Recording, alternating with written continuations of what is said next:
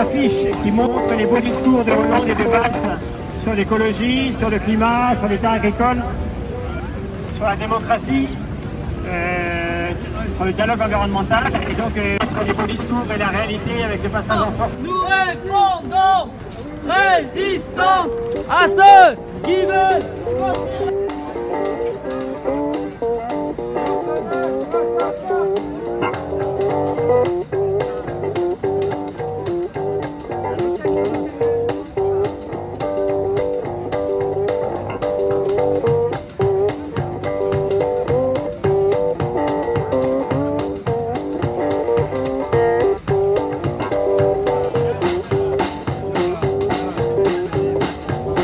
Les autorités sont rétablies.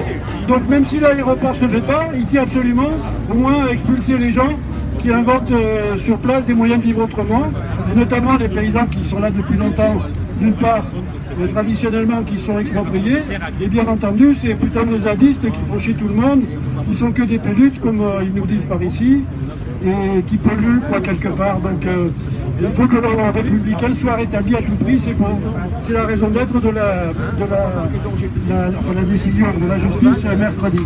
Encore aujourd'hui à Notre-Dame-des-Landes, à Nantes, si vous avez vu sur les infos, il y a à peu près 20 000 personnes qui sont sur le périphérique, à peu près 400 tracteurs.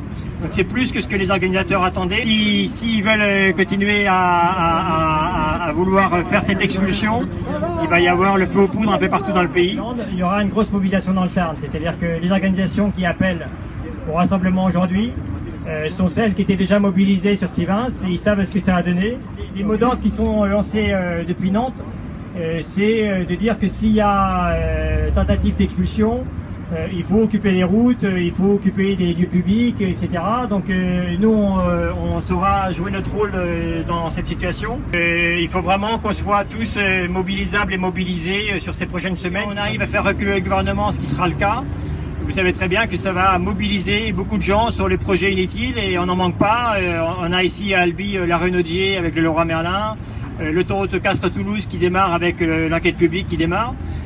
Toujours le passage en force sur la ligne grande vitesse Bordeaux-Toulouse. Donc les projets sur lesquels on va avoir besoin de se mobiliser ne manquent pas. Et sans doute une fois par semaine, on va devoir faire des choses dans le Tarn. Et sans doute de plus en plus dur si jamais il y a un passage en force à Notre-Dame-des-Landes.